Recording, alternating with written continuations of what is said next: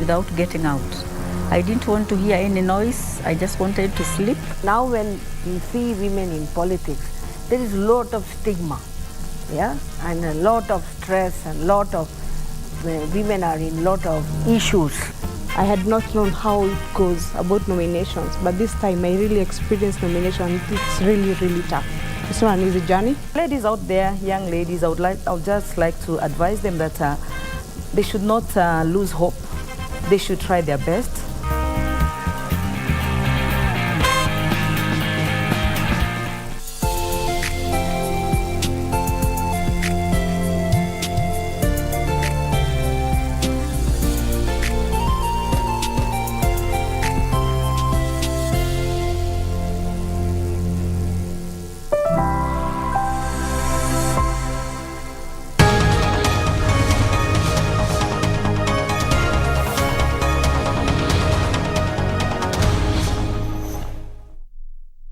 Defense and Foreign Relations, the Standing Committee on Tourism, Trade and Industrialization, the Standing Committee on Roads and Transportation, the Standing Committee, the Sessional Committee on County Public Accounts and Investments.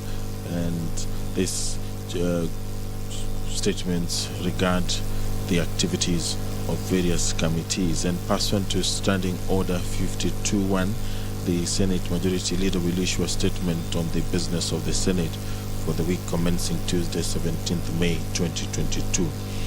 This afternoon, the County Government's Additional Allocation Bill, Senate Bills number 2 of 2022, will be read for the first time by the Chairperson, Standing Committee on Finance and Budget.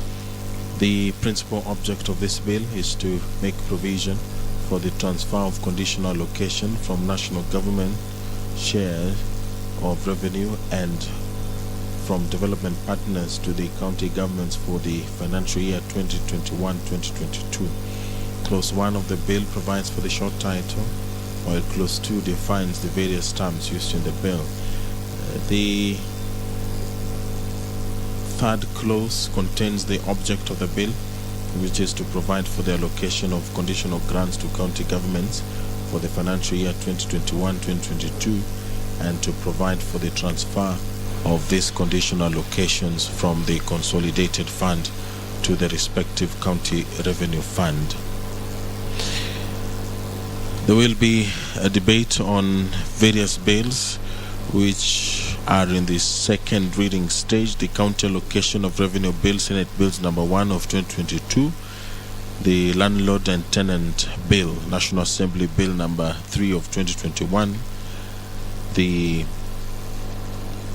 Persons with Disabilities Amendment Bill, Senate Bills number 29 of 2020, the Election Campaign Financing Amendment Bill, Senate Bills number 51 of 2021, the Employment Amendment Bill, Senate Bills number 54 of 2021, the Cotton Industry Development Bill, Senate Bills number 55 of 2021, the Sugar Bill, National Assembly Bill number 68 of 2019, the Public Procurement and Asset Disposal Amendment Bill, National Assembly Bill number 32 of 2021, the Circle Societies Amendment Bill, National Assembly Bill number 55 of 2021, the Sustainable Waste Management Bill, National Assembly Bill number 22 of 2021, the National Cohesion and Peace Building Bill, Senate Bills number 19 of 2021, and finally the County E-Health Bill, Senate Bills number 39 of 2021 by Senator Judith Pareno. If you're just joining us, these are some of the bills which will be debated today, and thereafter there will be division so that the senators can decide on whether or not this bill should proceed to the next stage. If you're just joining us, the business of the Senate is about to commence now.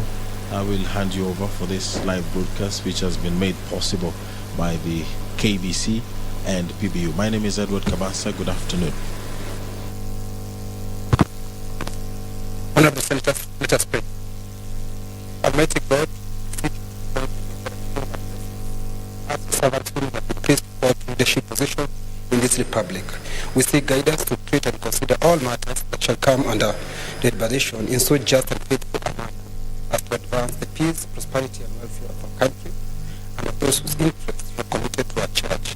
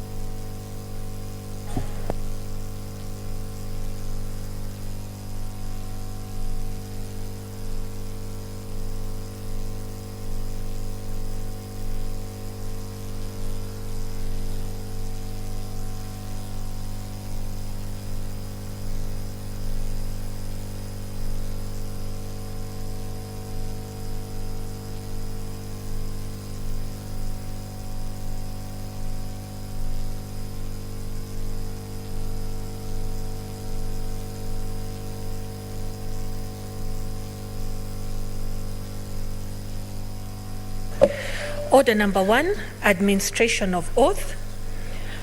Order number 2, communication from the chair. Order number 3, messages. Order number 4, petitions. The chairperson, national cohesion, equal opportunity and regional integration.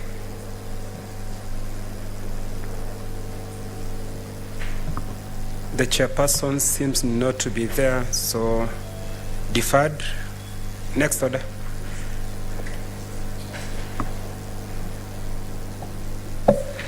Order number 5, papers. Majority leader.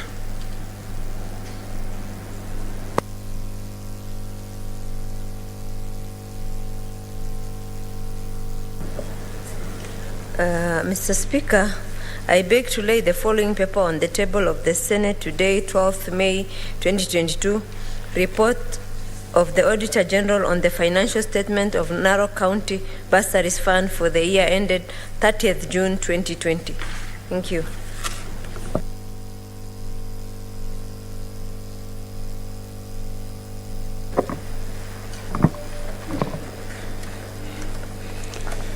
Honorable Senators, we have communication from the Chair on the visiting teachers and students from Maliku Girls Secondary School, Kitui County.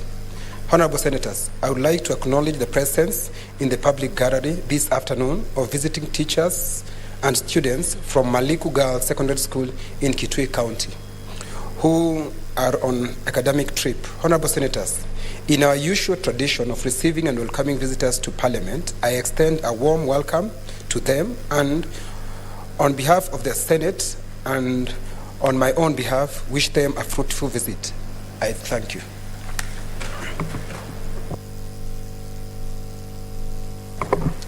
Senator Faria. Thank you, Mr. Speaker. I wish to join you in welcoming the students from Malimu Secondary School from Kitui.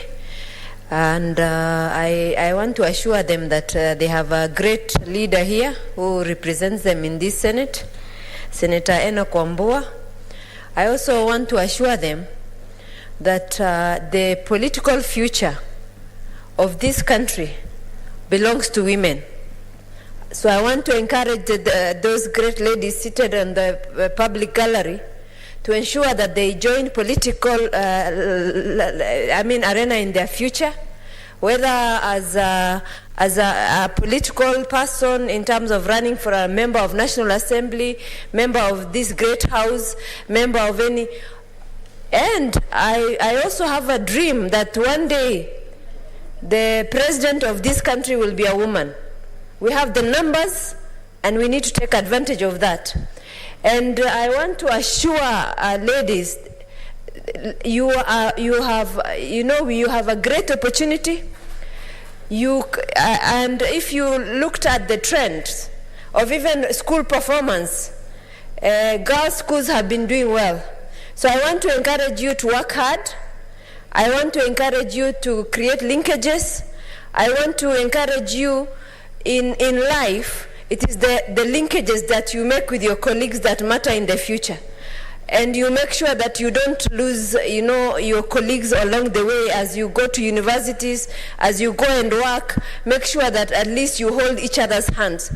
The only way women can succeed in this country is if we hold each other's hand. And we have sung about two-third gender rule for too long. It is high time women decided this is our time. It is high time women decided we shall vote each other. And I encourage you to encourage your parents. If you see any woman in a ballot box, please tick, because she is going to make you very proud. We are tired of all these men that we keep on recycling. It is time for women in the leadership in this country, and I see a great future in this country. What is it, Senator Omugeni?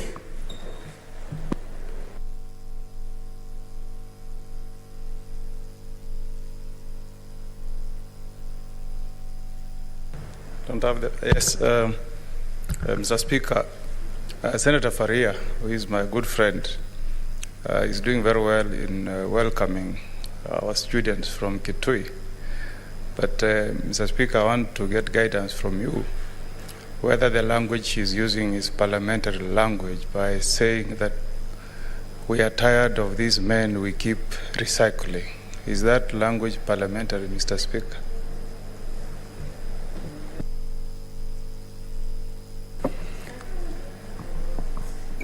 Senator, proceed. But please mind your language, because I don't think people are recycled. They are voted. If a person is performing, then they can be voted. That's not recycling. Mr. Speaker, some of them are not performing, and people keep on electing them. That's why I have a problem with that recycling, Mr. Speaker. Order, Senator. You cannot doubt the people of Kenya who vote for that person. Performance is about the people who vote. It's not about another person seated somewhere else. So please, mind your language. Okay, let me not pursue that line, but all I am encouraging Kenyans is to elect the right leaders. And I think one of the reasons that I think women will make a great change in this country, because I think our development would have reached a greater heights if more women were elected to leadership positions. Because we have a situation whereby more than 50% of the population do not have a say in the decisions that are made in this country. And we are still, on all fields, we are still struggling to raise the two-third, even the gender rule. So I think it's high time women voted for other women. We can take, people are talking about two-third gender, but I think we can be, I think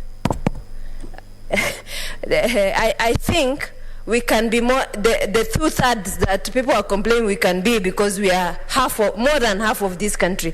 So I urge you, please encourage all the people you have influence over to vote for women for greater change in this country. Thank you very much. Thank you, Senator Faria. Senator Dr. Agnes Zani.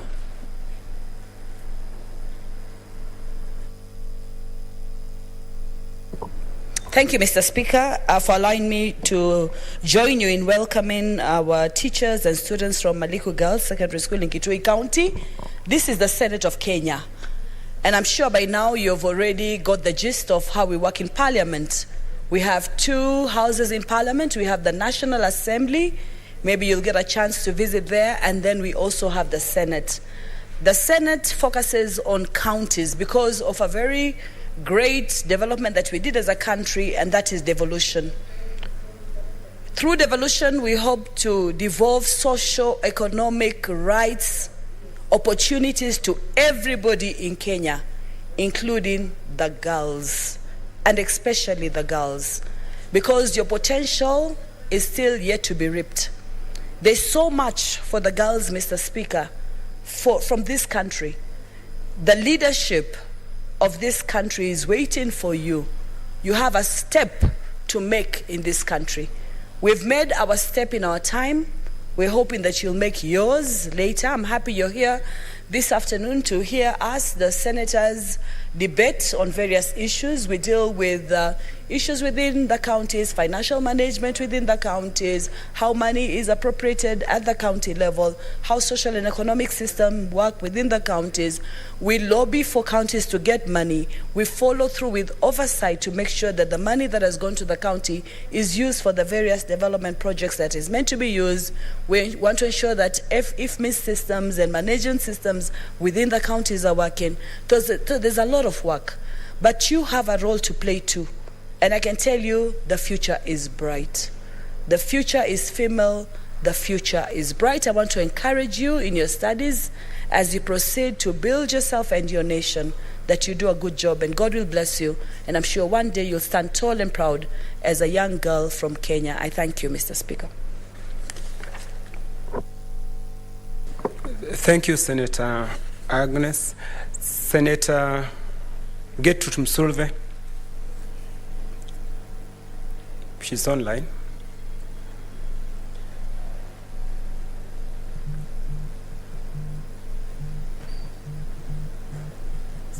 Girls into the Senate, and I want to congratulate their teachers for allowing them to come to the Senate. And this is a great opportunity for girls to be mentored, for them to really have, hands-on on what happens in Parliament. And I would like to encourage the girls to work very hard in school, because girls, you have the time. This is the opportunity you have to decide your destiny, because it is through education that will decide on what your future will be like. Some of you, I can see, in this house, some of these girls, I can see them being doctors. Some of them, I can see them being legislators. Some of them, I can see them being nurses. Some of them, I can see them, driving Kenya into greater heights. But this can only be realized through school. And I want to tell you, girls, that it is we have reached a time when girls are coming out of their shells and even deciding the shape of the family, the shape of the nation, and the shape of the universe. So I just want to encourage you to work hard so that you become great leaders in this country. You become also useful in nation building. Thank you for giving me this opportunity.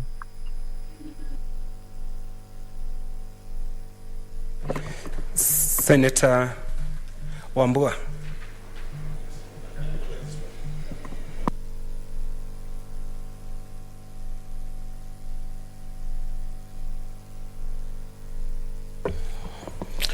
I thank you, Mr. Speaker, for giving me this opportunity to join you and my colleagues to welcome the visiting delegation of students and teachers from Maliku Girls Secondary School. Maliku Girls, Mr. Speaker, is one of the girls' schools in Kitui County. It's situated in Kitui Rural Constituency, which was recently hived from Kitui Central Constituency in Kisasi Ward. Mr. Speaker, I take this opportunity to welcome the students, the brilliant girls and their teachers to this chamber, and to tell them that this is where the able senator, who a lot of people like calling the super senator of Kitui County, deals with issues of devolution and push the agenda of funds following functions in Kitui County. I want to encourage them and their teachers to continue working hard. It is a school that performs fairly well, but there is always room for improvement. If your senator came from the same county, went to a school like your school, I was educated at Matinyane Boys before I joined Moi University. Then I went to the Catholic University of Eastern Africa before I went to Cairo and later to the US for studies. If I have followed that path from a beginning as humble as yours, then there is every reason to believe that these beautiful girls and their teachers can do much better than I did, and that one day we'll have one of them in this chamber as a senator and others serving this country in different capacities. The Speaker, I welcome the girls and their teachers, and I will see them behind the tent after this session. I thank you, Mr. Speaker.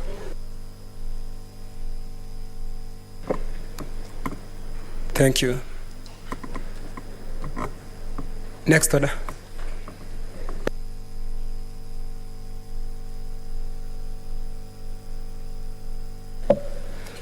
Order number 6, notices of motion. Order number 7, statements.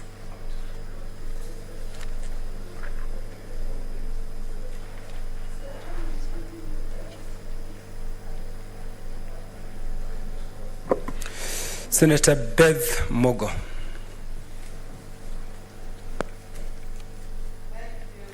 Mr. Speaker, sir, for the opportunity for me also to greet the students and teachers and also to welcome them to the Senate. I think I stand with the words said earlier by the Deputy Whip, Majority Faye, and Honorable, all those who have spoken welcoming the girls. Because for many years now, for me, the last now almost 30 years, which I have served in this parliament, starting from the National Assembly and now Senate, I have talked about women and girls and advancement. Indeed, I moved the motion for affirmative action in Parliament soon after Beijing, and that's Conference for Women. And that's how it was found its way to Bomas, because Parliament passed it and recommended it to Bomas and the chairmanship of Guy. And that's how the affirmative action found its way to our Constitution. So we should not be ashamed to speak and to say the time is ripe for women to hold high positions in this country. And there is no harm. I don't think Senator Fahia spoke anything derogatory by saying it's time we should also elect women to high positions. When I was first elected in Dagoretti in 1997, so a lady said to my husband, when my husband was wearing a cap supporting me, I'm going to elect a woman. What can a woman do for me? That was the mentality then. So what Fahia is saying, it's not that mentality anymore. Women, we must get up and support other women. And if we do that, we can win any seat in this country.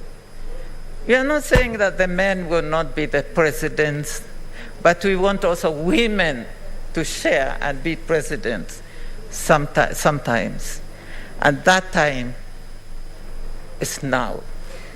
But of course, we don't have a woman who is competing at the moment. But I want to say and to emphasize what Fahia said.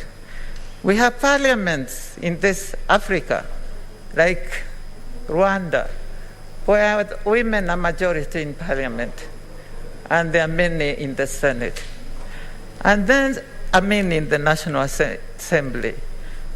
And we have seen in Scandinavian countries, which has majority women leaders, even to the highest office, they are highly developed. So, and I think that's what Senator Fahia was saying, that women are development conscious. So we should have a mix of leadership. And we are hoping that even Azimio will see sense to this and have a woman for the deputy president. That we start with. Mother Kara is there, who is doing very well and who has served a long time in government in very high positions. So we support, but we are not saying the men should not. I think we should not be mistaken for that. So welcome, and I want to encourage you that you can reach any height. Of course, your own governor, who I have worked with in parliament and in cabinet for a long time, you have a good role model just next door. So we thank your senator who really stands with you, and that's how you found your way here. And we hope you will take home something to the other girls. Work hard, do well. And we have seen women are even leading, girls are leading in the exams these days. Karibuni, welcome, and we stand with you. Thank you, Speaker. Oh, and the teachers. I'm sorry, Speaker. I should also include and thank the teachers. I address so much the girls. If without the teachers, we wouldn't be here. And you girls, you wouldn't be here. Thank you, teachers. I was a teacher myself. That was my first job. And I'm a trained teacher. So I know how hard work the teachers do. Thank you, Speaker, for allowing me. Senator Beth Mogo, you can proceed with your personal statement. Thank you, Speaker. I wish to make a personal statement under Standing Order number 53 in order to express my gratitude to this House, honorable members, honorable Speaker, Board of Management, and the staff for standing with me following the sad passing on of my dear husband, Ambassador Nicholas Murata Mogo. And this is the first time I'm coming to the House in this new year. It's still new to me. Mr. Speaker, sir, I want first to thank Speaker Honorable Kenneth Lusaka for personally attending memorial service for my husband. Also the Deputy Speaker, Honorable Dr. Margaret Kamar, who also came several times to the House. Also, though not to this House, the Governor, the Speaker of the National Assembly came personally home the same evening when my husband passed on. I also want to personally thank our deputy, I think now acting, Whip, Chief Whip for majority, for kindly she came home, and I know she organized a lot here because a lot of members sent her to my home to console and also to bring some support, my material support. I also thank all the honorable members, all of you, for great contribution to support the expenses, prayers, visits who came personally, and I can't really thank you enough.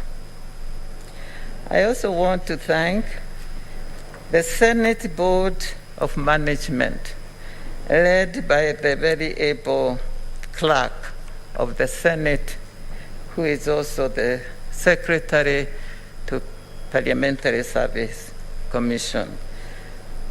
He led a delegation to the House, and I was very, very touched. The staff, is so many, our health committee, which I'm a member, also visited to the members and the secretariat.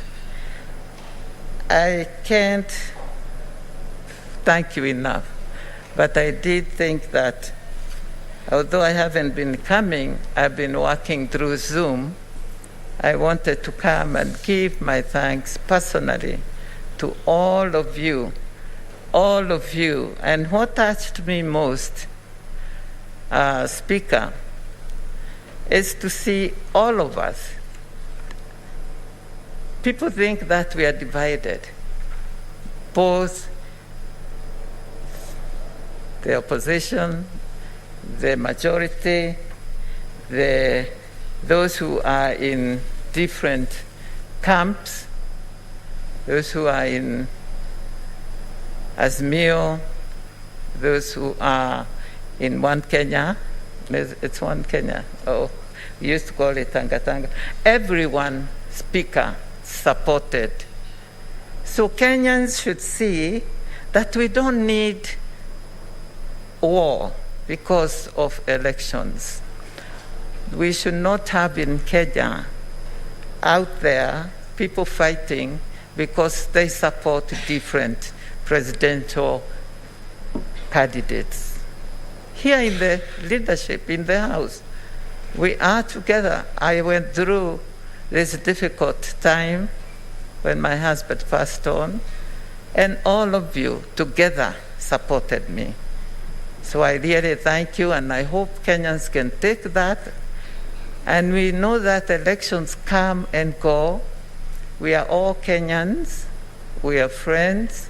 We should not fight because you don't support the presidential candidate I support. Kenya is one. Kenya is much more important than any one person. And Kenya is our country. We won't have another country. We should not burn it with passion. And I believe it will be peaceful because so far it is going well. But I really urge our people that we don't have any, even after elections, after announcements, nothing happens to divide the people or to call the people out for anything. Let us keep Kenya safe. Let us keep Kenya the way it has been, peaceful, because we are like an island. We know our neighbors. There have been turmoil. But Kenya, God has blessed us with peace. Let us keep that peace. And you young people, we keep on saying you young people, you are leaders of tomorrow. You are leaders of today because tomorrow is today. Today will decide what will be tomorrow. So think of the country, and the young people should not be used for mischief, for organizing rowdy things when somebody else is coming whom you don't like. When you're out there, just welcome everybody and listen to them. You listen to them and make your decision. But don't fight your friend just because he supports somebody else. That is democracy. If we want Kenya to remain democratic, then we must give space for differences when it comes to politics, but not to fight. I thank you, Speaker, for this opportunity. And when you go back to Kitui, take our greetings, especially to the governor and the leadership. I thank you. Thank you, Senator Beth Mogo. Senator James Orengo.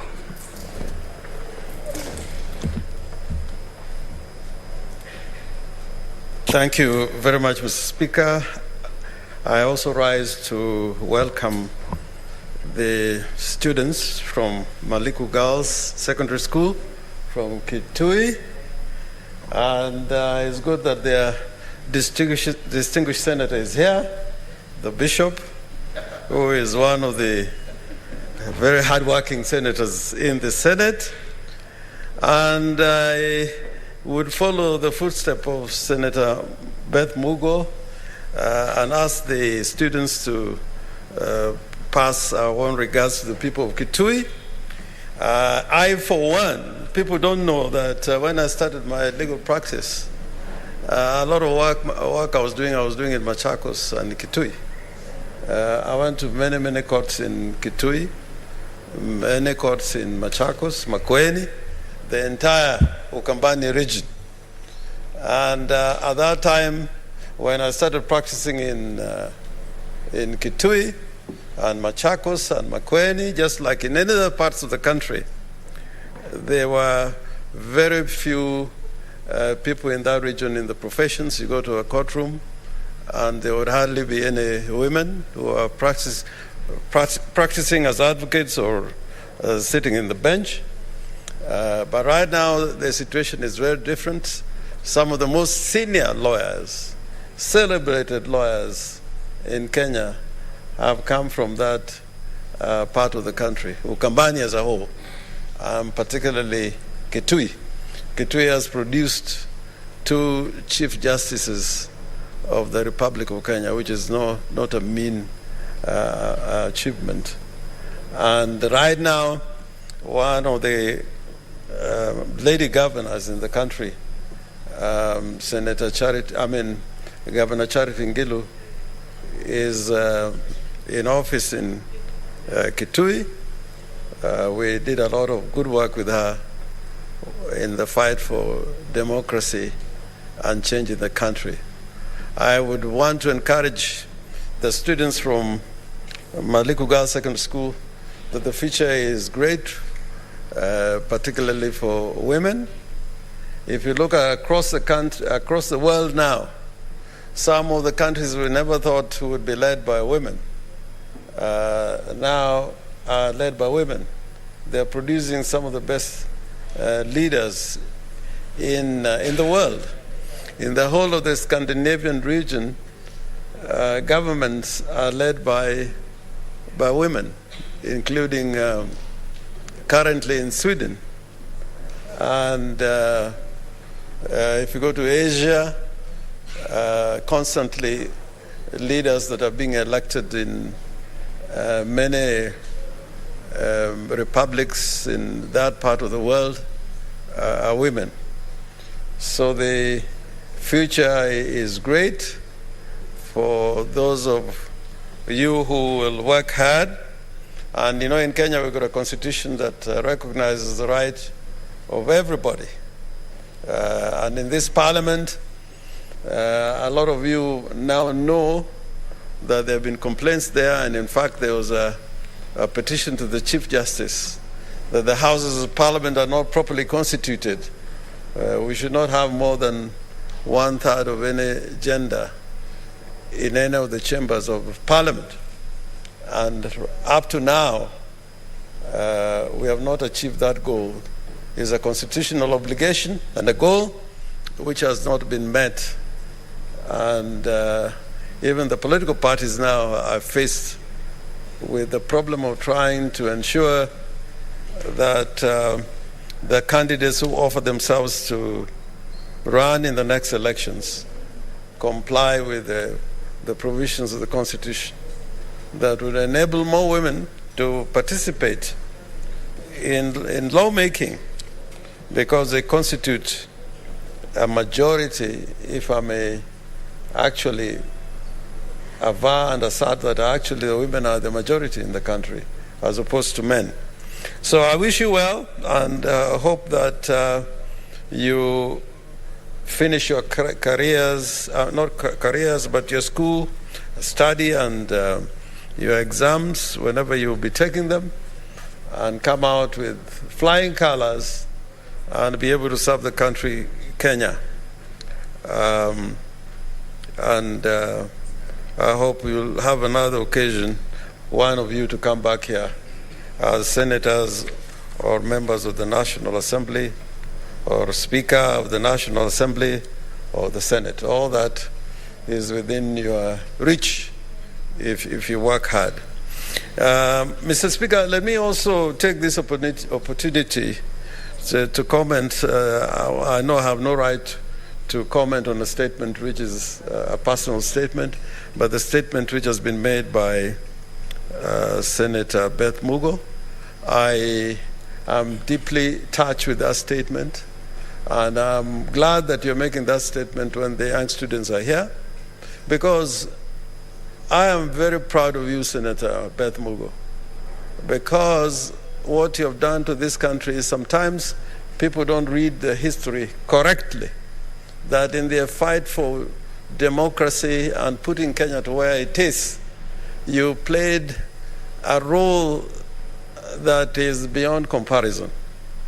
Despite your station in life, you went out there and went to the trenches when occasion demanded, when it was a matter of arguing out in meetings, in rallies.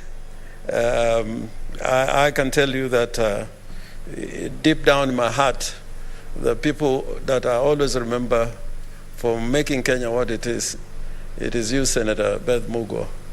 And I know that was possible because of your departed husband, a true gentleman. You know, normally when you look at people, you know, to end up saying somebody's a gentleman, you know, requires you to do a thorough examination. A lot of men in this country are not gentlemen at all. They have very bad manners. They are not distinguished. They don't know even how to have table manners. They don't know what to do when they are talking. They don't know what to say, where to say it. They don't honor society in the distinguished way that Ambassador Mugo did it. One of the first very few ambassadors we had in this country. And I know that it is because of him that it was possible to have Senator Beth Mugo in our midst to struggle and change this country for what we want it to be. And I like your remarks at the end when you're saying Kenya is bigger than all of us. All of us. Sometimes we speak as if Kenya is there for people to ban.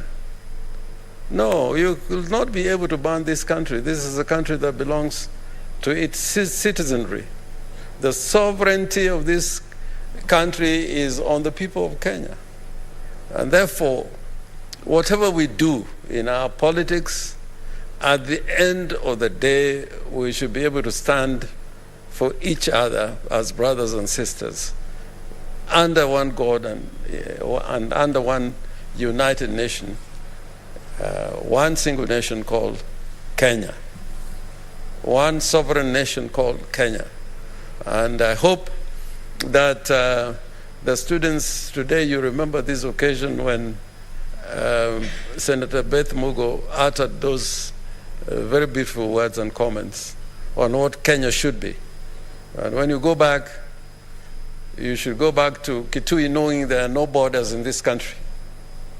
We are one country, although we have counties, but we have one country which we must defend and act in the interest of this country to the end. And therefore, Beth Mugo, I hope you continue to be strong and continue to serve this country in the manner you have done. I am grateful to Mr. Speaker for giving me the time to make those few remarks. I thank you. Thank you, Senator Orengo. Senator Moses Kajwang.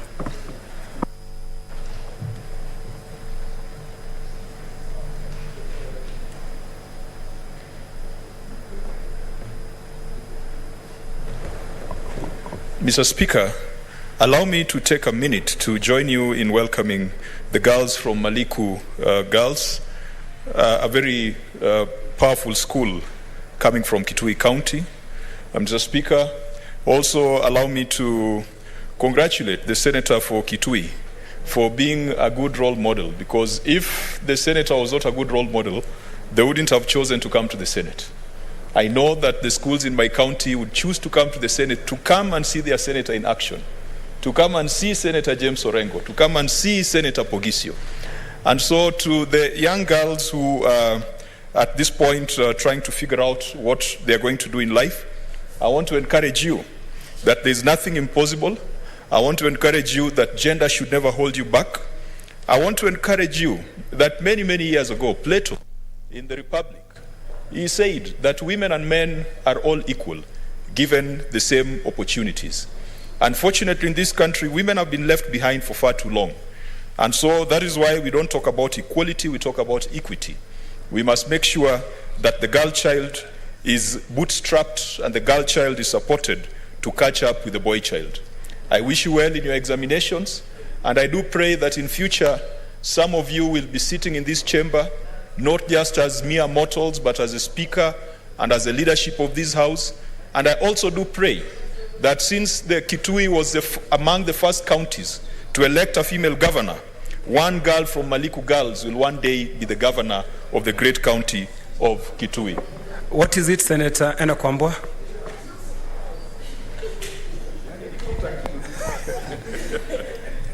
Thank you, Mr. Speaker. I don't know why Senator Kajwang is anxious about my point of order. I am just wondering, Mr. Speaker, whether it is really in order. I've heard Senator Kajwang, the Super Senator of Homa Bay, a man with respect, say that the girls from Kitui should aspire to come to this house, which is a good thing, but he said they should not aspire to come here as mere mortals.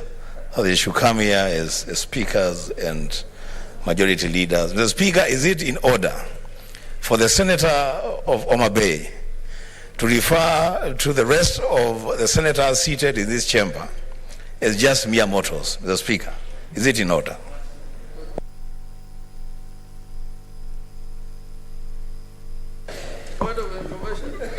I choose to be informed. What is it, Senator Orengo?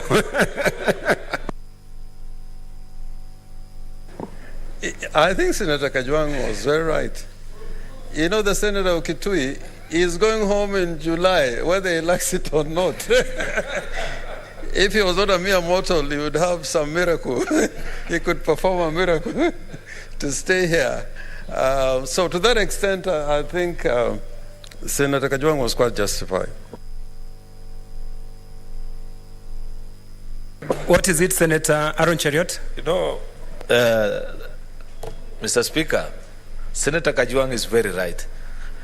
But he's right only to the extent that he doesn't know that since Senator Enoch Kio Wambua was appointed to a panel otherwise known as eminent persons, maybe he has begun confusing eminence and being supernatural. He needs to know that even if he sits in the selection panel, he is still a mere mortal.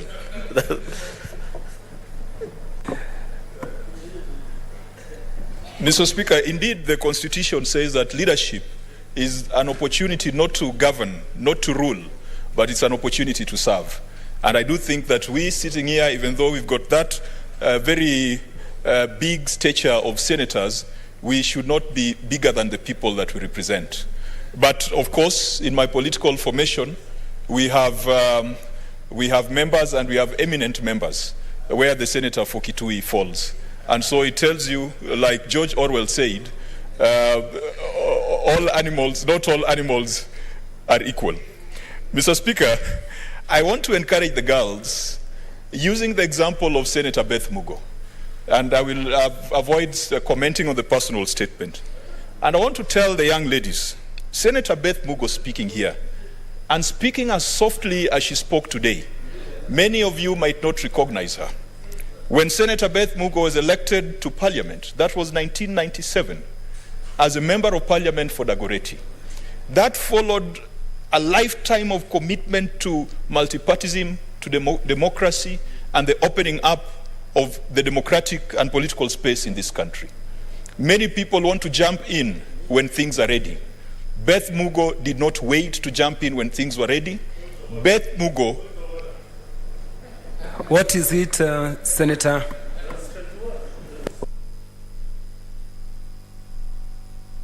You are not on record.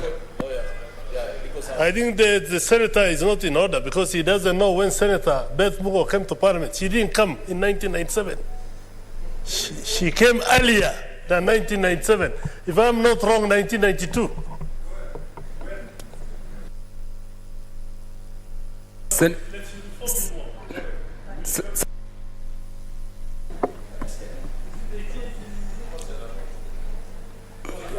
Senator Beth Mugo.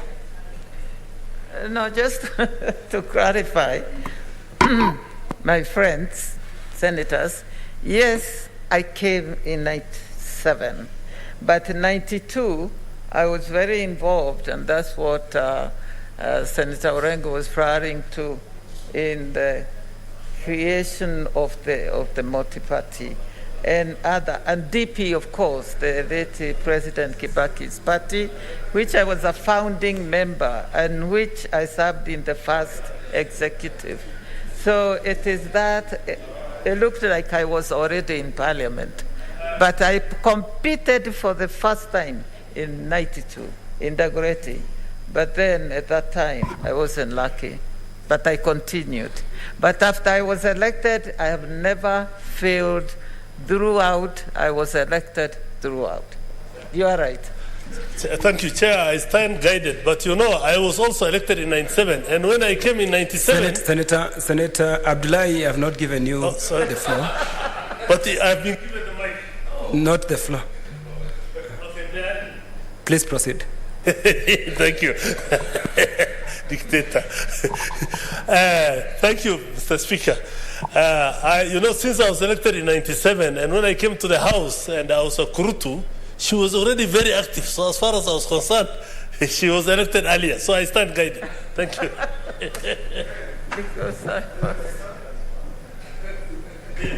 Mr. Speaker, if I had your powers, I would throw out the senator for Wajir for misleading the House and for being uninformed in the eyes of the girls from Maliku Girls. But I think the point I was trying to make to the girls is that the point I was trying to make before the Senator for Wajir exhibited his abilities is that the free education that we enjoy today and which we think can be improved upon. Beth Mugo was Assistant Minister for Education around the time when this country introduced free primary education.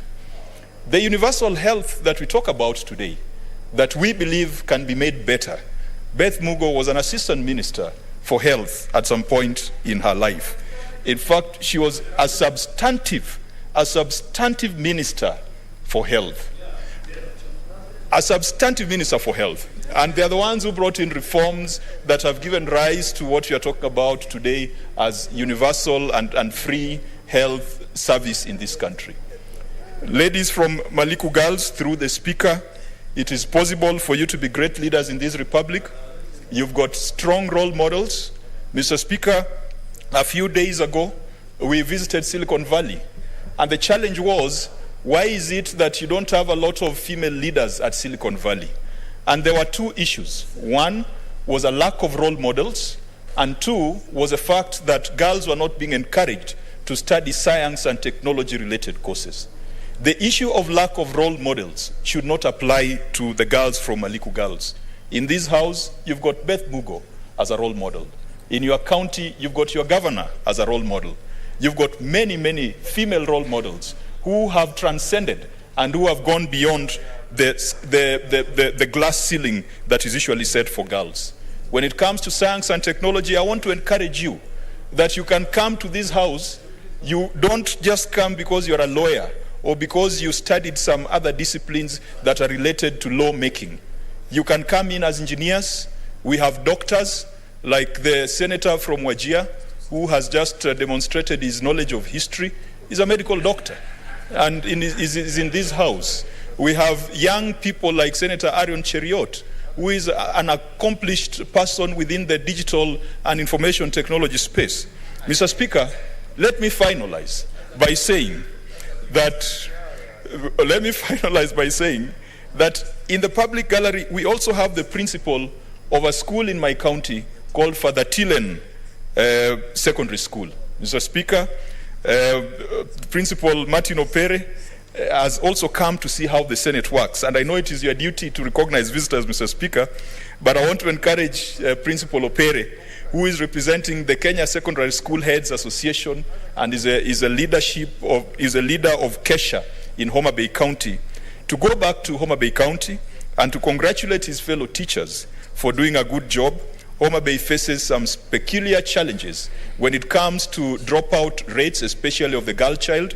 But Father Tillen is one of those schools that we established in Bitter Town to ensure that more girls are able to attend school, despite the other difficulties that they face on a day-to-day basis arising from the fish trade and other pressures of Bitter Town.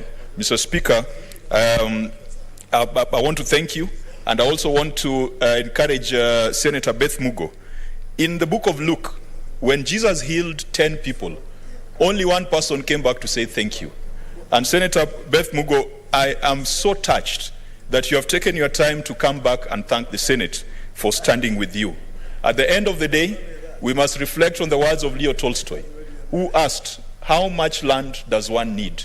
At the end of the day, when our work on earth is done, just the way we saw Mwai Kibaki buried, just the way we saw Ambassador Nicholas Mugo buried in a solemn manner, what matters is how we've touched lives, the lives we've left behind. It does not matter how much we've accumulated or how much we've acquired. So I want to appeal to those with an insatiable greed for public resources, that at the end of the day, the amount of land we need is 6 feet wide and 6 feet deep. Thank you, Mr. Speaker. Senator Aaron Cheriot. What is it, Ntorengo?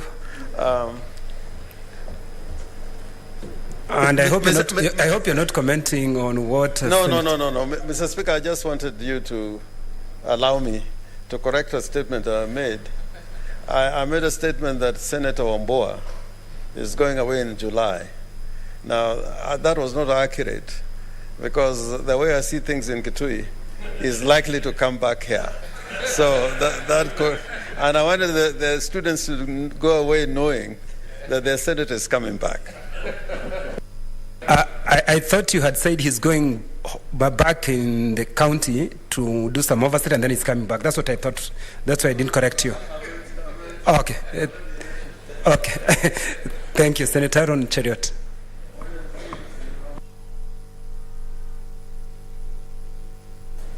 Oh, thank you, Mr. Speaker. I didn't know that Senator James Orengo can scare Senator Enoch Wambua that much, that he has harassed him to the point that the leader of the House has to retract back his wrong prediction. It's not a right one. Yeah. But thank you, Mr. Speaker. Mr. Speaker, this is a very beautiful scenery. The reason I say that is it's good to have students back in our gallery after the COVID break and the things that happened. We had missed such sceneries that occasionally, for many of us, this always reminds us that the work that we do here is only for such a short time, that there is a generation coming behind us who are looking up to us, first of all, as leaders, to do the right thing for a country, but also, given the very nature of politics, that if you stay for too long and don't do the right things, in a few years, many of these young, beautiful girls that are here will be challenging us actually for these positions, and I believe they will do a better job than what many of us are doing. So it's a good thing to have them back. I want to appreciate that they have taken their time to visit us here at the Senate. This is the Senate of the Republic of Kenya. Of course, it's not a very beautiful scenery today because I see only 2 female colleague senators. But at least in terms of staff, because this house is made up of members of staff and as well as members of the House, at least there's almost a balance. While Senator Kajwang was giving great tribute to Senator Beth Mugo, our colleague, as being a good example that the young girls can follow, I thought also about the staff that are seated here, including our deputy clerk, Ms. Eunice Gishangi, who is a good example also to the students as well. You know, that's, I don't want to get deep into the politics of the institution, but that's at the heart of the leadership of the institution. Actually, she's only one office below the highest office that you can achieve as a staff of parliament. And that's a good example that there are many women that you can look up to as young girls as you visit parliament and interact with the members of staff and members of parliament. It's a beautiful scenery. Of course, I know that the indefatigable senator from Kakamega, Senator Naomi Shionga, is also a good example that has set a good track record, very well celebrated for back at home. I've seen her campaign in Kakamega. Occasionally I get to watch your videos and the things you say, and people appreciate the work that you have done previously, I think in your stint at the county government of Kakamega, and now as a nominated senator. You're also a good example and role model to the young girls. I say this and I celebrate them because I'm also a father of 2 girls. So anywhere women are celebrated, I must add my voice and say, I believe that in fact, the day perhaps this country will have more women in leadership than the men that we have, then many of the societal ills that we continue to struggle with will become a thing of the past. It's not a secret, and all the men in the house will bear me witness, that in terms of rank of the ability or the propensity to do evil, men rank higher than women. Women have got a softer side, and they sometimes think twice before they do certain things. Yeah. The students should not hear what you're saying. But we appreciate that when women take over this country, there will be better things than what is seen when men are in charge. So thank you. Enjoy your trip back to school. Do your best and may you succeed. What is it, Senator Enoch Wambua? Is it a point of order or he wants to inform me? Do you want to inform me? Yeah, Mr. Speaker, I cannot refuse to be informed by an eminent person. Speaker, I just want to inform, actually maybe just remind my very good friend, the Senator for Kericho, Senator Aaron Cheriot, Commissioner, that he himself is actually a Sunday school teacher. I don't know what has happened. He's now started reading his Bible upside down, because in the book of the Bible, the cardinal sin, the senator for Kericho should be telling pupils, including my students from Kitui, who took the fruit, the first bite, and where it went after that.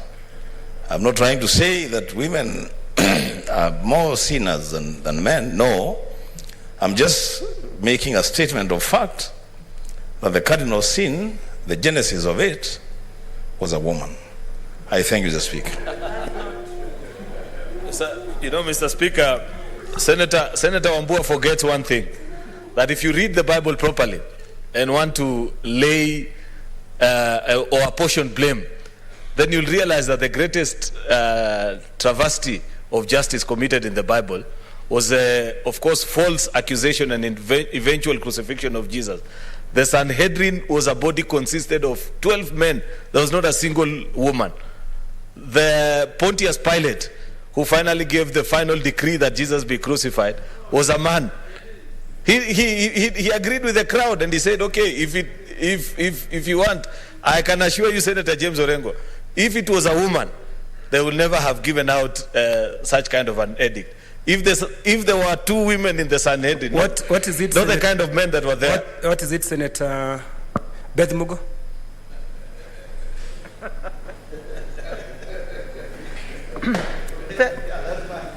Thank you, Mr. Speaker, sir. I'm not really, maybe I should have put my light earlier when the senator for Kitui spoke. But then I just wanted to add that even if we go with the argument that the senator for Kitui, Honorable Senator, gave us, then it proves that the men are too weak. Because the woman did not really eat fruit. He took it. She took it to the husband. And the husband just ate. So, if we lead this country, then we'll be able not to twist the men, but to go higher, to make more development. Men have done well. I'm not saying they haven't developed, they have. But we need also a woman's eye, to look at this country with the woman's eye, because we are created a bit different and we are given different talents by God. And He wants all of them to come together so the country can really just run. But it's working. Thank you. Senator Enoch Wambua, and please let us be short. Thank you, Mr. Speaker. You know, I raise that issue to also prove to our girls from Maliku that this is a house of leaders who understand their Bible and their religion and their origin. I don't think really the issue is about who sins more between a man and a woman. Those who sin, they sin in their capacity as human beings, whether they are men or they are women. But it's important to take note of the fact that we have a leadership in this house that has got its roots deeply rooted in religious issues, including Islam and Christianity, and that's the whole point.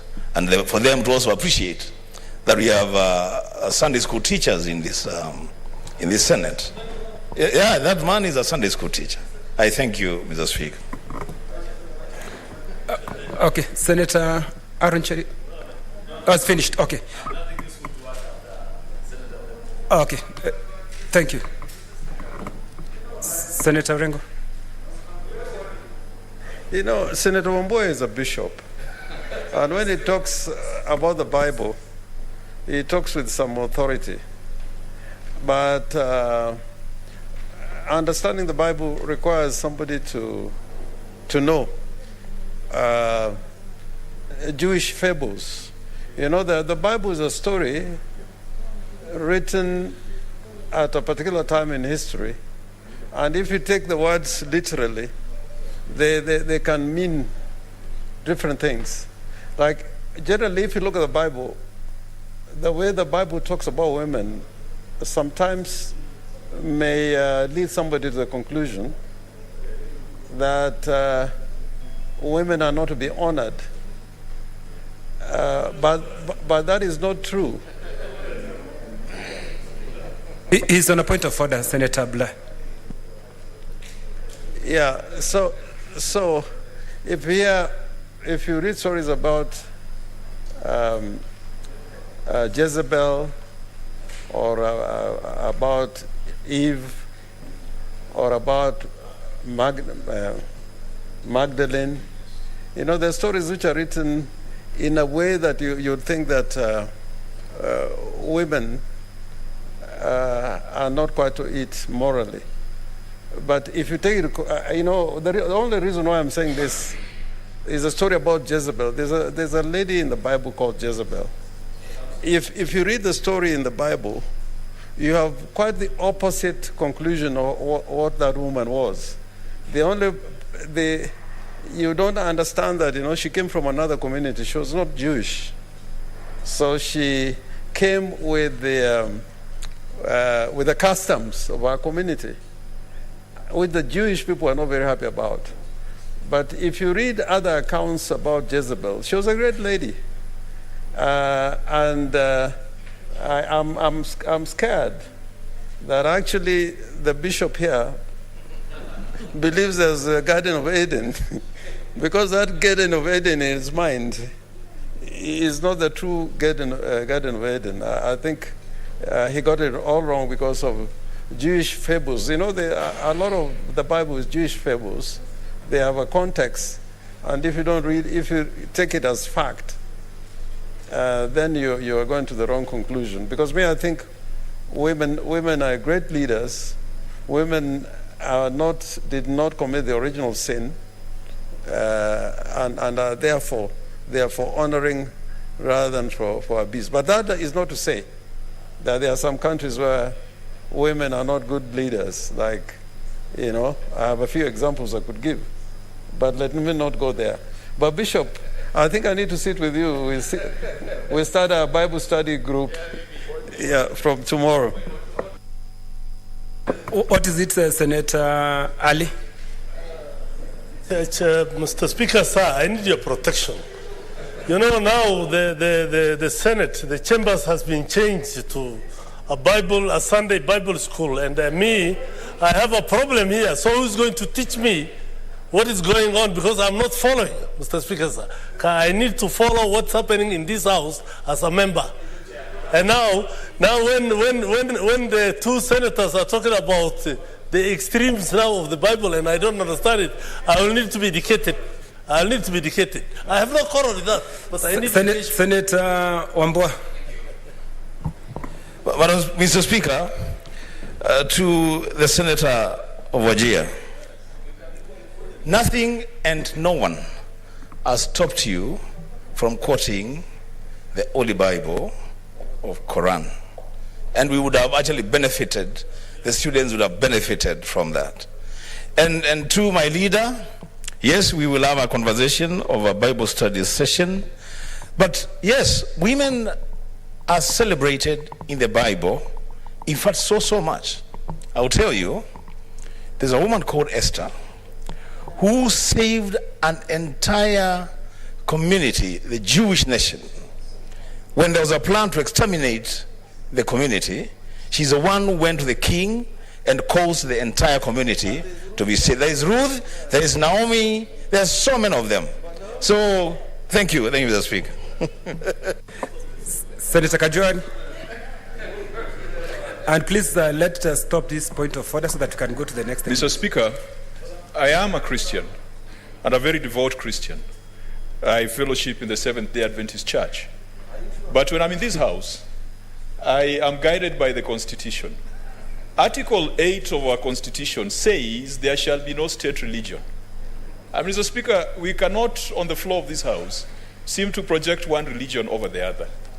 Even though the preamble of our Constitution starts by saying, we, the people of Kenya, acknowledging the supremacy of the Almighty God of all creation. This house must recognize and acknowledge the supremacy of Almighty God of all creation. But it should not take a particular position that might give the impression that this Senate subscribes to one religion or the other. And Mr. Speaker, at the end of our preamble, it says, God bless Kenya. And I want the girls also to reflect on the words of the national anthem. The introductory words, O God of all creation, bless this our land and nation. It is not, O God of the Christians. It is not, O God of the Muslims. It is not, O God of the Hindus. It is, O God of all creation. And so, Mr. Speaker, I would urge that you guide this House to comply with Article 8 of the Constitution and ensure that even though we've got personal preferences, and we've got different routes that we use to get to the kingdom of God. Let that not be projected on the floor of the House. Thank you, Mr. Speaker. Thank you, Senator Kajwang. Members have noted that. We go to statement by Senator Okongo Omogeni.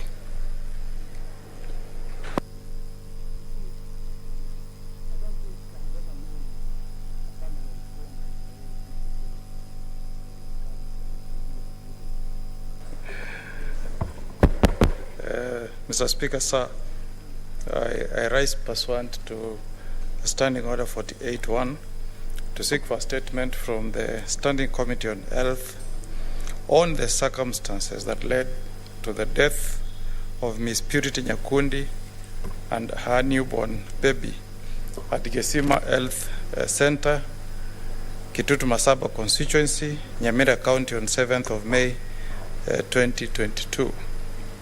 Mr. Speaker, in the statement, the committee should, 1, shed light on the circumstances that led to the death of Miss Purity Nyakundi and her newborn baby, which occurred at the said Gesima Health Center, Kitutu Masava constituency, Nyamira County on 7th of May 2022, while Miss Nyakundi was giving birth.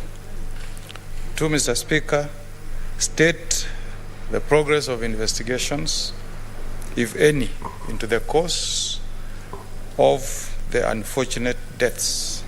3, Mr. Speaker, spell out measures that have been put in place to ensure that the medical personnel responsible through negligence for the deaths are held accountable and that action is taken if they are found culpable. And 4, Mr. Speaker, outline the targeted interventions, if any, in mitigating the worrying trend of mother-child deaths which have been on the rise in Nyamira County in the recent past. I thank you, Mr. Speaker.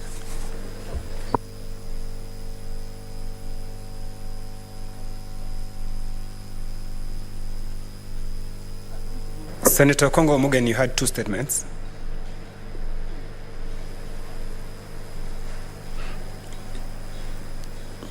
You can read them both at the same time. Yes, Mr. Speaker, on the second statement, Mr. Speaker, I rise again pursuant to Standing Order 48.1 to seek a statement from the Standing Committee on Roads and Transportation regarding the construction status of the Rikuruma Morembe Road in Mawawa Ward in North Mugirango constituency within Nyamira County.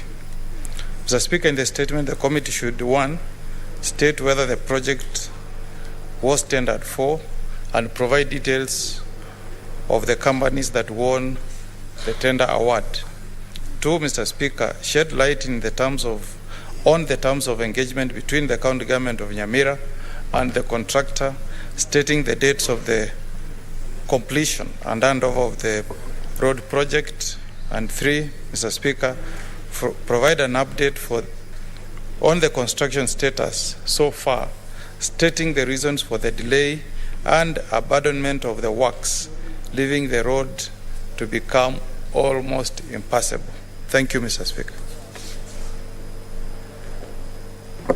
Senator George Haneri.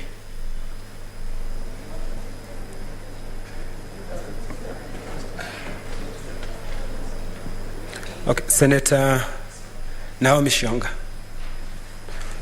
commenting on the statement of Okongo Omogeni. Mr. Speaker, sir, thank you. I would want, first of all, to support the statement by Senator Omogeni.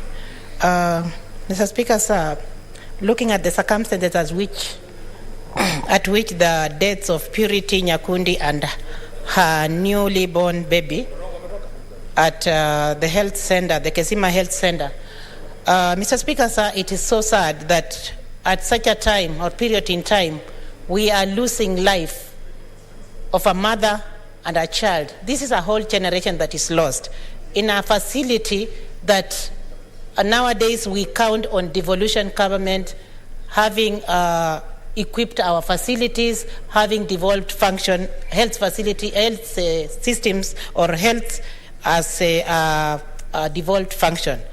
Mr. Speaker, this is a situation whereby if the governor of that particular county has a report like this or gets to know or has an information like this one, should have resigned long time ago. I don't think if such a person or such a lives can be lost in this period in time, and a governor is in the office and a mother and a child have died. Madam Speaker, I support the statement by saying that it is true that the circumstances at which they led to the deaths of Purity needs to be investigated thoroughly and give justice to the late Purities and the child family justice.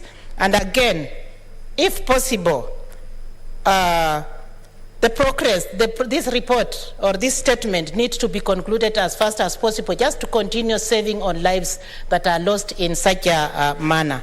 It is unfortunate that most of the lives have been lost, and if the Committee of Health, I know a good doctor is here, Senator Ali, I know, and in quotes, you will shughulikia this particular statement because we need to protect lives.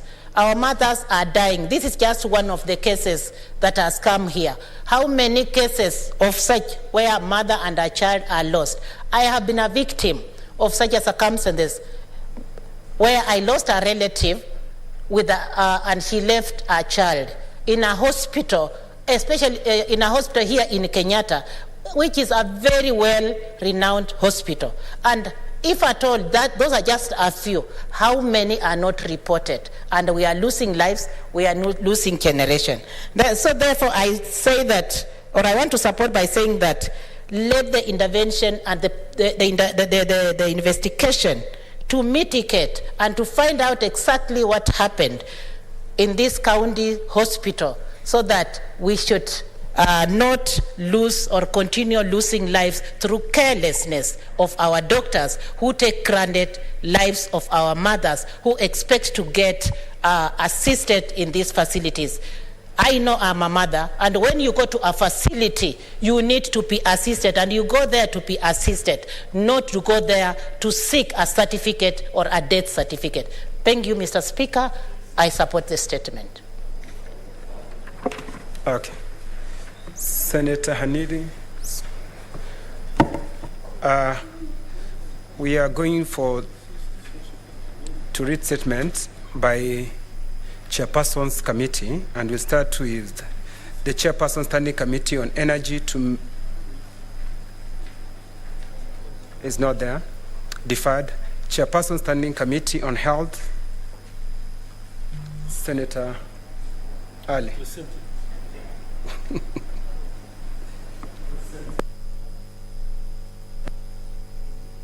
Speaker, I stand here to represent the Chairperson of the Committee on Health on the statement on the activities of the Standing Committee on Health, January to April 2022. Honorable Speaker, I rise pursuant to Standing Order 51(1)B of the Senate Standing Orders to make a statement relating to the activities of the Standing Committee on Health during the first part of the sixth session, that is January to April 2022. Honorable Speaker, during the period under review, the committee held a total of 35 sittings, during which it considered various bills, statements, and petitions. The committee has invited stakeholders and public submissions on the bills, following which it shall proceed to substantially consider the bills and adapt its reports thereon for tabling in the Senate. Honorable Speaker, the committee conducted stakeholder engagement and received submissions on the following bills. 1. Mental Health Amendment Bill, Senate Bills number 28 of 2020. The Kenya Medical Supplies Authority KEMSA Amendment Bill, Senate Bills number 53 of 2021. The County E-Health Bill, Senate Bills number 39 of 2021. The Maternal, Newborn and Child Health Bill, Senate Bills number 52. The committee considered these submissions, prepared and adopted reports of the Mental Health Amendment Bill and KEMSA Amendment Bills, which were tabled during the period under review, and is in the process of preparing the reports on the County E-Health Bill and Maternal, Newborn and Child Health Bill. Honorable Speaker, during the period under review, the committee considered 12 statements sought by senators. Honorable Speaker, as you are aware, the committee adopted different measures and tools of oversight during the COVID-19 pandemic, which we utilize to date, among the being conducting virtual inquiries. Honorable Speaker, the committee will continue interacting and engaging closely with the county governments and other health stakeholders in developing and facilitating the development of legal frameworks, policies and guidelines, and providing oversight in the health sector. Honorable Speaker, in conclusion, I wish to thank your office and the office of the Clerk of the Senate for the support extended to the committee in the conduct and execution of this mandate. Lastly, I also wish to acknowledge the Secretariat support that the committee has received from the office of the Clerk. I wish to thank the members of the committee for their diligence and contributions when handling committee activities. I thank you, Honorable Speaker, on behalf of Dr. Bito.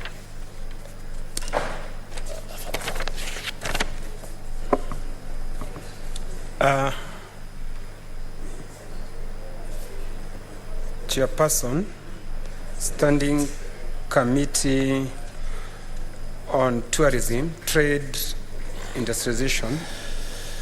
Thank you, Mr. Speaker. I also want to give statement relating to the activities of the Standing Committee on Tourism, Trade, Industrialization, pursuant to Standing Orders 51-1B for the period from January to April 2022. From the onset, Mr. Speaker, and this one is not on the statement, I wish, as the chairman, to complain that this committee has had a rough time for the last 1 year because of lack of quorum. And the committee has only 3 active members.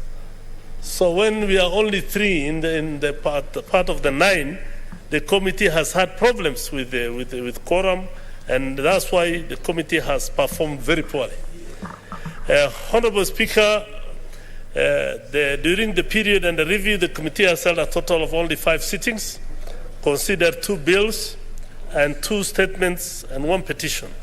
The committee also participated in the 7th Annual SACCO Leaders Convention that was held on 22nd to 26th February 2022 in Mombasa County. The bills are as follows. Honorable Speaker, with regard to the bills, the committee considered the following bills: the Street Vendors Protection of Livelihood Bill, Senate Bill number 7 of 2021. During the period under review, the committee proposed and finalized the Street Vendors and Protection of Livelihood Bill, Senate Bill number 7 of 2021, and the report of the bill was adopted and tabled in the Senate. B, the SACCO Societies Amendment Bill, National Assembly Bills number 55 of 2021. The SACCO Societies Amendment Bill is sponsored by the leader of Majority Party. The bill seeks to amend the SACCO Societies Act 2008 by providing for the usage of ICT in collecting and receiving statutory reports and accurate reporting, monitoring, and analysis of SACCO's financial status at any time, being cornerstone of risk-based supervision, RBS. The bill also seeks to realign the definition and roles of the Minister to Cabinet Secretary, and also responsibility and office of the control of budget as related in the Act, to be in line with the Constitution. Honorable Speaker, this is one of the acts of Parliament that were nullified by the Court of Appeal in Civil Appeal number E084 of 2021 for want of participation by the Senate. The National Assembly has therefore republished the bill in compliance with the judgment of the court to allow for consideration for both houses in terms of Article 1094 of the Constitution. The committee is currently facilitating public participation to receive submissions from the stakeholders. As of now, Chairman, we have finalized that, and I think it will be brought here very soon. Number 2, statement, Honorable Speaker, sir. Regarding statements, the committee is considered and processed responses to the following statement. 1, statement request on the ban of export and dealings in scrap metals in Kenya, which was sought by Senator Samson Cherargei on 1st March 2022. The committee processed the statement and facilitated a response from the Ministry of Industrialization and Enterprise Development and further shared the said response with Senator Cherargei. The committee was satisfied with its response and the information that was given by the ministry. The statement was therefore concluded. B. Statement request on the failure to utilize Tourism Promotion Fund to market Kenya in sports tourism, which was sought by the same Senator Cherargei on Wednesday, 1st March 2022. The committee is currently following up with the Cabinet Secretary, Minister of Tourism and Wildlife, and other stakeholders for a more comprehensive response on the emerging issues and other supplementary concerns. Petitions. Honorable Speaker, regarding the petition pursuant to Article 118 of the Constitution, one petition on the compensation for victims of human-wildlife conflict in Lamu County that was reported by Senator Anwar Olitiptip. Upon the report, the chairman, Mr. Speaker, this petition had a problem because it was wrongly attributed to this committee, because that was supposed to go to the Committee of Lands and Natural Resources where wildlife is. This committee has a problem because we are called Committee for Tourism, Trade and Industrialization, but usually Ministry of Tourism, we are told Tourism and Wildlife. And wildlife is not part of this committee. But all in all, because it came to this committee and we decided to look at it, upon receipt of the petition, the committee has undertaken stakeholder engagement and has received submissions from, among others, the Ministry of Tourism and Wildlife. The committee has scheduled a report writing on 19th to 23rd of May to deal with that issue. And I don't know whether that will be functional because we have been told that there's no funds as of now. Priority areas for our next quarter, Honorable Speaker. Going forward, the committee intends to prioritize the following business. One, fast-track pending legislative business. The committee shall prioritize finalization of the end pending legislative business, bills, statements, petitions before the House, before it's Sunday, we go for Sunday. Preparation of exit. The committee shall hold a final report to prepare its exit report on all businesses that was processed by the committee. Challenges faced by the committee. I've already mentioned that one about the membership of the committee, Mr. Speaker, and I told you there are only 3 active members, so if one person is not available, this committee cannot sit. Honorable Speaker, during the reporting period, the committee identified the agency to review the standing orders of the Senate, of the orders of the Senate in order to align the mandate areas with interrelated sectors. On 17th April 2021, the committee sought the intervention of the leadership of the Senate to review the functions of tourism and wildlife. This was the reason why the petition on compensation on victims of human wildlife in Lamu County was not fast-tracked, because some of the emerging issues cut across the mandates of committees and that of the Standing Committee on Land and Natural Resources. The committee recommends that the standing orders be amended to align the mandate of tourism and wildlife and assign the matter to one committee. I thank you, Mr. Speaker. Thank you, Senator Ali. Chairperson, Standing Committee on Labor and Social Welfare.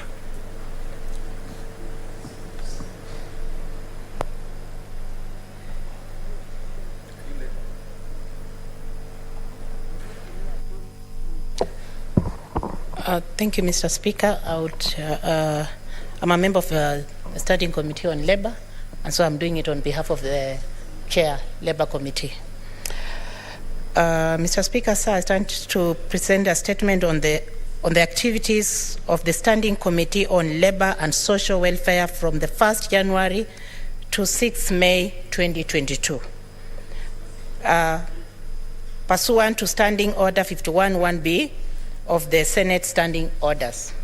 Honorable Speaker, I rise pursuant to Standing Order 51-1B of the Senate Standing Orders to make a statement relating to the activities of the Standing Committee on Labour and Social Welfare during the first quarter of the 6th session, that is January to May 2022. Honorable Speaker, during the period under review, the committee had held 18 sittings so far, during which it considered various legislative proposals, bills, statements, and petitions. the committee transacted the following business during the period under review. Bills. Honorable Speaker, the committee considered and tabled reports of the three bills during the period under review, namely 1, the Employment Amendment Bill 2021, Senate Bill number 51 of 2021. 2, the Sports Amendment Bill, Senate Bill number 40 of 2021. And 3, the Community Groups Registration Bill 2021, National Assembly Bill number 20 of 2021.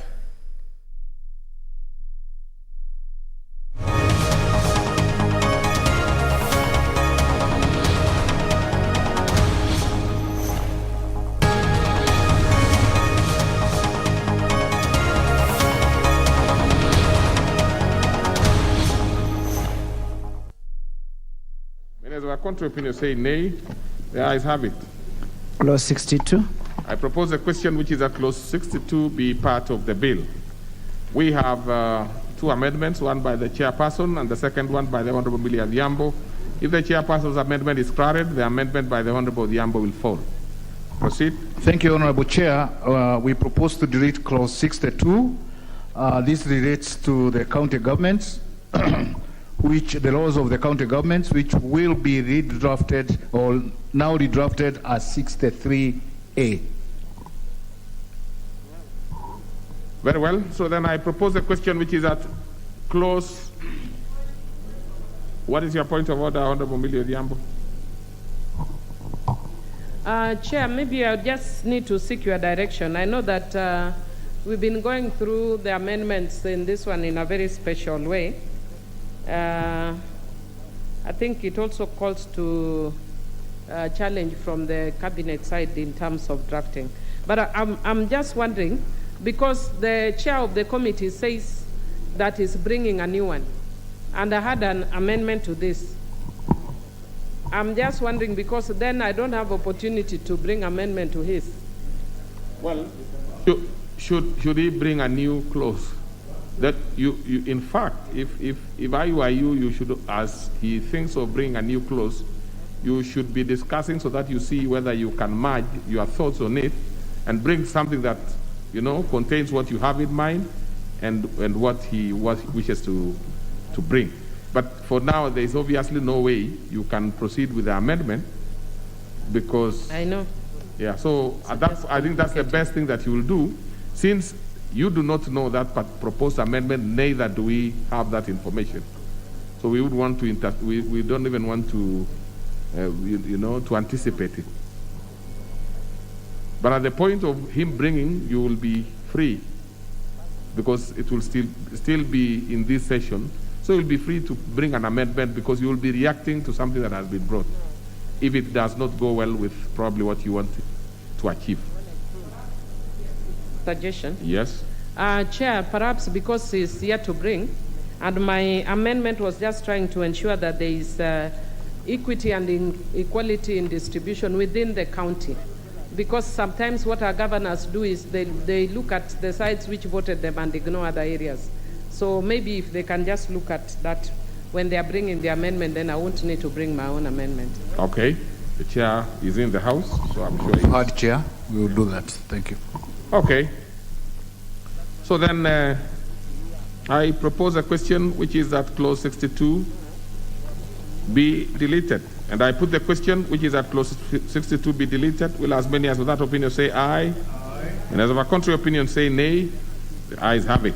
Clause 63. I propose a question which is that clause 63 be part of the bill. Now we have the chairperson Labour and a proposal by the Honorable Edith Nyenze. If the chairperson's amendment is carried, the one by Honorable Nyenze falls. Chair? Thank you, Honorable Chair. I propose that clause 63 be deleted as indicated in the order paper. Again, Honorable Chair, this clause is on county government functions, which is now rearranged in a new part. Very well. So then I propose a question which is at clause 63 be deleted. Yes, the Honorable Millie Odhiambo. Chair, I have no problem because I think the chair is trying to reorganize and reorder. I just wanted to go on record that Honorable Nyenze had requested me to move her amendment and had already notified the speaker, Okay. just so that it goes on record. Thank you. Okay.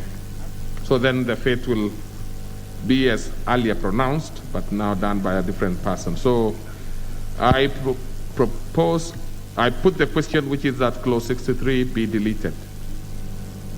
Will as many as of that opinion say aye? Aye. Many as of a contrary opinion say nay? The ayes have it. Clause 64. I propose a question which is at clause 64 be part of the bill. The chairperson will move an amendment, and the Honorable Millie Odhiambo will move a further amendment. Thank you, Honorable Chair. This again is a very important clause. We are proposing several amendments as indicated in the order paper. Several reasons to it, Honorable Chair. First and foremost is to enhance clarity in sub-clause 1. And in sub-clause 2, we are amending to make it shorter for the foster care, for the rescue centers to keep the children once they are taken care there, Honorable Chair. And that is very important. I want members to take note that time has been used by some of the facilities handling children to plan evil on the children. And we are proposing to make it shorter, that once children are put in some of these centers, quickly they are processed and taken to the right place, Honorable Chair. So that is very important, and one of the very important things that we are bringing in. So there are those several amendments that we are bringing in, mainly to focus on the period that our children will be kept in some of these facilities. We are also amending sub-clause 5 to clarify the role of the Cabinet Secretary in establishing rescue centers and pave way for the collaboration with the county governments. Again, something that was a missing link that was there. We also deleting sub-clause 3 and 4 in order to retain establishment of rescue centers as a function of the Cabinet Secretary. This is because if we left it open, it will be interpreted in many ways, including police officers or person in charge of the centers refusing children giving certain reasons, Honorable Chair. So we want to tidy up all these, but mainly focusing on time. Honorable Chair, I beg to move. Very well. I propose a question which is that clause 64 be amended as proposed by the Honorable Kabinga. Honorable Millie, you want to speak to this before a decision is made? Chair, I wish to... Actually, you probably don't need to, because you are coming, it's actually going to be a further amendment, so you'll have a say. Okay, thank you. So then I think we can dispose of the chairs first. So then I put the question which is at clause 64 be amended as proposed by the Honorable Kabinga. Will as many as with that opinion say aye? Aye. Many as of a contrary opinion say nay? The ayes have it. Now let's go to the Honorable Millie Odhiambo's further amendment. Thank you, Chair. Chair, I wish to propose that clause 64(1) be amended as per the order paper. And Chair, what I'm seeking is to ensure that the Cabinet Secretary shall, in consultation with the Council and by notice in the Gazette, establish child rescue centers in every county. Our counties actually have sufficient monies to establish these centers. So there is no reason for, say, a child who is being rescued in Homa Bay to be taken to Migori or Kisumu or Kisii, when we actually have counties. It also makes our counties more responsible. But I also just want to say that I want to thank the Chair for some of the proposed amendments in the same clause, Chair, which actually resonate very well with the realities. Because you see in subclause 7, which he says the child rescue center may admit a child to its care in emergency, but also by an authorized officer or any person who sees the child is in need of that care. So I just want to say I support the proposals by the committee and also seek to ensure that each county has its own rescue center. Thank you. Very well. So then I propose a question which is that clause 64 be further amended as proposed by the Honorable Millie Odhiambo. I put the question which is that clause 64 be further amended as proposed by the Honorable Millie Odhiambo. Will as many as of that opinion say aye. Aye. Many as of a contrary opinion say nay. The ayes have it. I put the question which is that clause 64 is now amended be part of the bill. Will as many as of that opinion say aye. Many as of a contrary opinion say nay. The ayes have it. Clause 65. I propose a question which is that clause 65 be part of the bill. Honorable Millie Odhiambo, you have a proposal. Thank you, Chair. Chair, I propose that clause 65 be amended as per the order paper, and what the amendment seeks to do is to ensure that the child protection units that are established are desegregated by gender with clear sections for boys, girls, and intersex children. And Chair, so long as we provide for this in law, then many of us can actually, different agencies can ensure this happens, like we are actually exploring the possibility of setting one in Suba North with the police. And our women reps can establish with NGAV. And the national government can also do it, so long as it's in the law. So I think we need to just ensure that there is desegregation by gender for intersex, girls and boys. Thank you. So then I propose the question which is that clause 65 be amended as proposed by the Honorable Millie Odhiambo. I put the question which is that clause 65 be amended as proposed by the Honorable Millie Odhiambo. Will as many as of that opinion say aye, and as of a contrary opinion say nay. The ayes have it. And I put the question which is that clause 65 as amended be now part of the bill. Will as many as of that opinion say aye, many as of a contrary opinion say nay. The ayes have it. Clause 66. I propose the question which is that clause 66 be part of the bill. We'll have the chair, and if the chair's proposal succeeds, the Honorable Millie Odhiambo falls. Thank you, Honorable Chair. Honorable Chair, this is another drastic proposal by the committee. We are proposing to delete clause 66 and substituting thereof with a new clause which will be coming in, clause 66. Honorable Chair, I call this drastic because having had public participation with many stakeholders, the committee came to a conclusion that this country needs to close down children care institutes, what we refer to as CCIs, over a period of 10 years, and encourage the country to move into the direction that other countries are moving, and that is of family care,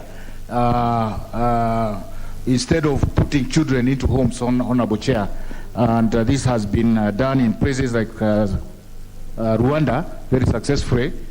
We believe that direction will ensure that we bring up our children who are in need of care in a family setup and not in a home that looks like a cage, Honorable Chair, bringing up children that are not well guided in the family life. So, Honorable Chair, we propose to delete this one and replace it with a new clause. Honorable Chair, I beg to move. Very well. I propose a question which is that clause 66 be amended as proposed by the Honorable Kabinga. I put the question which is at clause 66. Let's have Millie Odhiambo, since this will have direct impact on what he wants to propose. Thank you, Chair. Whereas I have no problem with clause 66, I just wish to withdraw to the attention of the Chair that actually by this provision you are not stopping people from institutionalizing children. I know that it's a government policy not to institutionalize children or to institutionalize them as a means of last resort, but provided these stringent standards, is actually laudable. It's actually good. And on these ones, I don't even have a problem with the penalties, because the other one, my problem was we are penalizing people for running programs. But in this one, it's running a home. Running a home is a totally different thing, because sometimes a lot of the homes is where you get a lot of abuse. I know that from experience. The only challenge I face, Chair, is that I know that he's deleting and bringing a new amendment, which then, because I think the way we are moving is bringing very complex ways. So I don't know whether I would request the Chair to adopt one of my amendments and bring it as a further amendment. And my amendment would be at B, specify whether institution is intended for the accommodation of male, female, or intersex children, or for all, because that is just clarity in terms of the children who are in the center. But otherwise, because the others are actually affected by the proposed deletion and reworking. So the only one I think of mine that might still hold may be that. But in light of the fact that we are moving a deletion, perhaps with your guidance, Chair, you could advise, because it moves a deletion, but it doesn't quite affect my B, yet in a way it affects, because there's nothing further to amend. So that's why I'm requesting the Chair to look at my clause 66. Which one? My proposed amendment in page 995, which is appearing as 66B. What is the gist of your amendment? The gist of my amendment is to show or to clarify whether these homes are accepting male, female, or intersex children, or all, that it needs to clarify when you set up such institutions. So that's all. The rest, of course, will follow. Thank you, Chair. And what is your proposal, the Honorable Chair, in the substitution?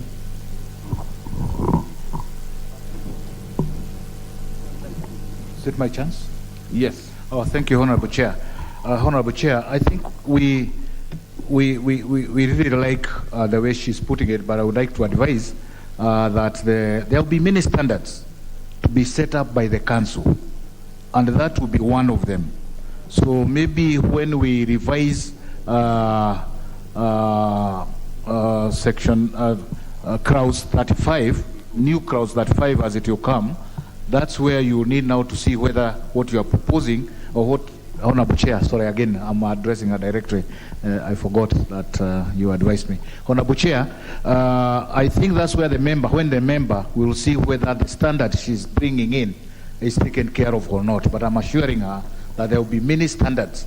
Having observed many gaps in the running of these homes, we are proposing serious measures to be undertaken by the council so that the homes can be run in the appropriate way. Thank you, Honorable. Honorable Gishimu.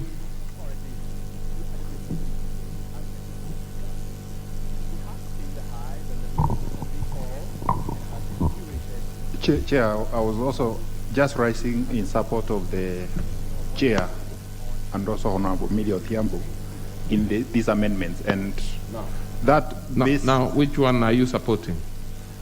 Is it the Chairs, or because there are two?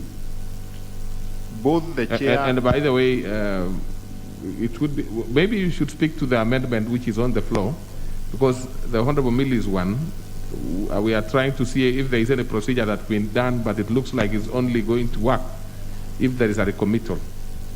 It cannot, because then at that point you will be have seen what is before the House. So for now, let's just deal more with the Chair's proposal. Yes, I agree with the Chair's proposal, but at the same time, I support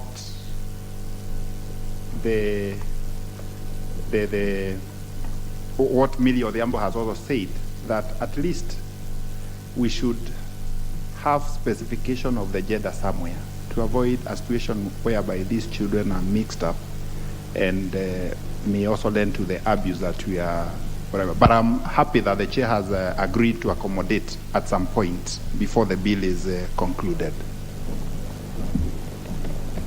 So, Honorable Millie and probably Honorable Gishimu, there are two things. One, a recommittal, can resolve that issue. But most importantly, if you see what I see here, it says the standards and conditions are going to be set out in this act could be done also under the regulations. Yes. So those are two areas that you can look at. But in the meantime, we will deal specifically with what is before us. So then I put the question, which is that clause 66 be amended as proposed by the Honorable Kabinga. Will as many as of that opinion say aye? Aye. Many as of a contrary opinion say nay? The ayes have it. I put the question, which is at clause 66, be as amended, be now part of the bill. Will as many as of that opinion say aye? Aye. Many as of a contrary opinion say nay? The ayes have it. Clause 67. I propose a question which is at clause 67 be part of the bill. We have a similar situation as the previous one. So we'll start with the chair, who is proposing a deletion.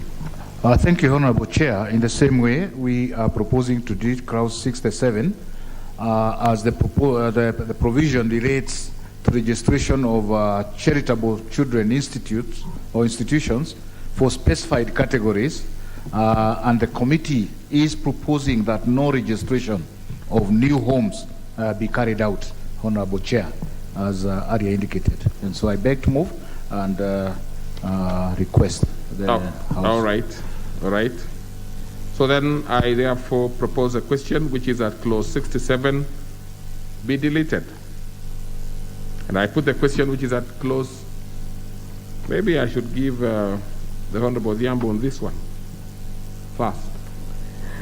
Thank you, Chair. I don't have a problem with the deletion because mine was basically seeking to enhance the said clause, but actually the deletion might even serve my purposes even better. All right. So I support. Looks like it's getting easier. So then I put the question which is clause 67 be now deleted. Will as many as of that opinion say aye? Aye. Many as of a contrary opinion say nay? The ayes have it. Clause 68. Propose a question with clause 68 be part of the bill. Chair. Honorable Chair, I propose that clause 68 be amended as indicated in the order paper, and this seeks to enhance clarity on the clause, which aims to safeguard the welfare of children by ensuring that existing children institutions are not managed by criminals, Honorable Chair. Very well. So then I propose a question with clause 68 be now amended as proposed by the Honorable Kabinga. Honorable Manzo. Thank you, Chair. Chair, the clarity put in clause 68 is very important, Chair, because a lot of time we are relying on conviction other than also somebody with proceedings before a court of law. And this one relates even to an investigation or proceedings and not just conviction. And I think, Chair, this makes it much better, Chair, owing to the fact that the welfare of children is the main thrust in this new law and the way the courts have settled it in judgment so far. Thank you. Very well. So then I propose a question. When I put the question which is at clause 68, be amended as proposed by the Honorable Kabinga. Will as many as of that opinion say aye? Aye. Many as of a contrary opinion say nay? The ayes have it. And I put the question which is at clause 68 as amended be now part of the bill. Will as many as of that opinion say aye? Aye. And as of a contrary opinion say nay? The ayes have it. Clause 69. I propose a question which is at clause 69 be part of the bill. Honorable Millie Odhiambo, you have an amendment on this one. Thank you, Chair. Chair, propose that clause 69 be amended as per the order paper. And Chair, what